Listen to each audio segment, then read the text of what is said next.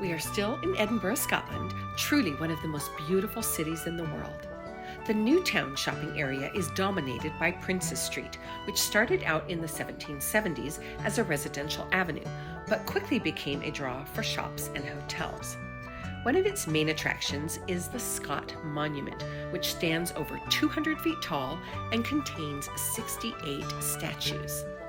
Inaugurated in 1846 to honor Sir Walter Scott, its Victorian Gothic architecture make it one of Edinburgh's most iconic landmarks, and a good place to take a break from shopping by climbing the 287 steps to the top.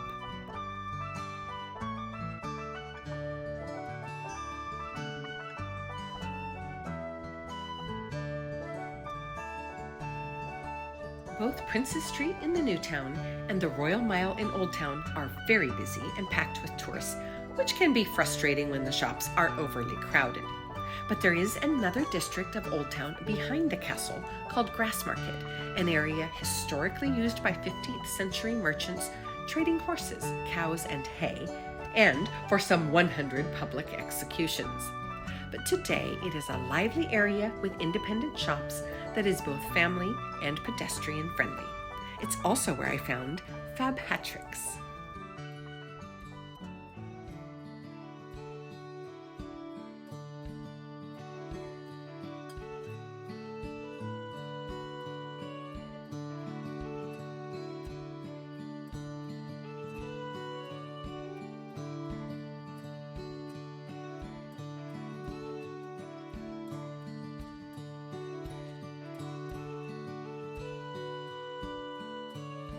So I'm here with Fawns Reid. She is the chief milliner, owner, designer, chief jack of all trades of Fabhatrix. What?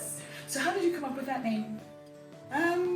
It's kind of a play on proprietrix, which is the female version of proprietor, and fabrics and hat tricks to encourage people to buy three. Very clever. And how did you get started? There was always a sewing machine in my family home. My grandmother sewed, my mother and aunt sewed, so it was just natural to sew. I'd make dolls' clothes, and then I'd make clothes for myself, I'd make clothes for my friends, and then I had a clothes shop, and then the Far East learned how to manufacture clothing very cheaply, so I specialised in hats.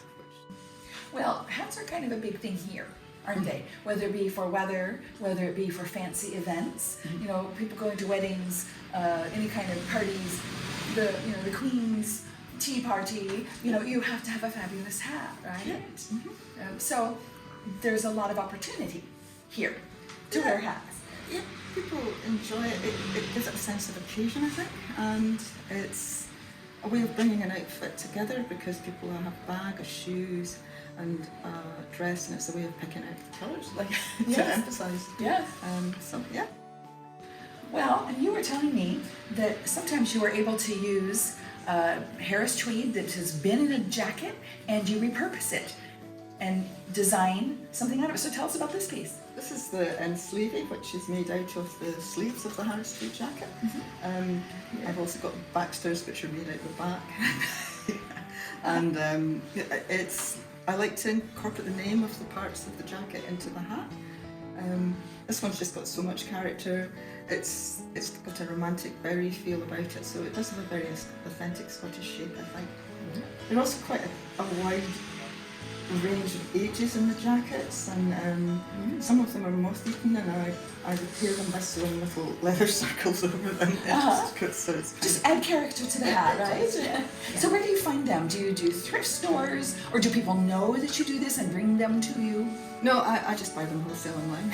Oh, you do? Okay. There's a whole, which is very encouraging, thing for recycling and repurposing things, and they're probably not a great deal of use unless you're going to upcycle them into something else, because they really are at their end of life stage, so it's nice to find another use. Right, absolutely. And you're making them all right here on the premises? Yes. I also have a workshop at home, which I sometimes use. So that's truly taking your work home with you? Yes. Well, tell me about your workshop. It's very cold. It's very dark. I have found that as a theme Yeah. here a little bit. I've worked underground for 21 years now.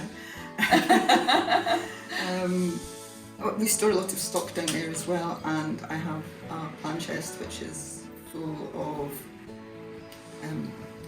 things like little vintage things and pins and beads. So if I'm making something for somebody's wedding and I want to pick out a colour, I can make a hat pin out of the colours in the dress to just give it that unique finishing touch to make it really cool.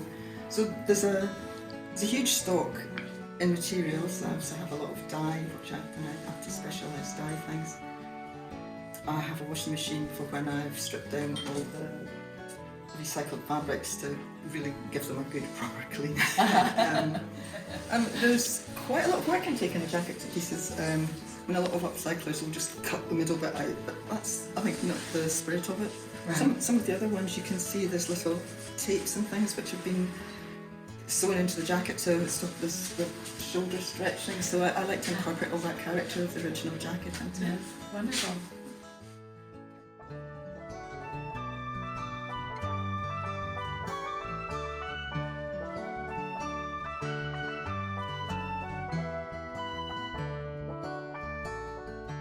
With a nod to Scottish textile heritage, Fawn's distinctive style is ever evolving and her range of designs ever expanding.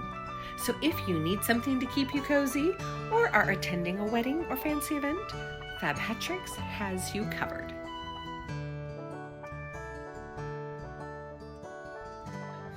Thank you, Fawns, for having us into your store. You're very welcome. It's fun. Thank you. Everyone says that. They love having us here. But hang on, we are going to stick around the Grassmarket area and delve into Scotland's long tradition of knitwear on the next segment of Ms. World Traveller. See you soon.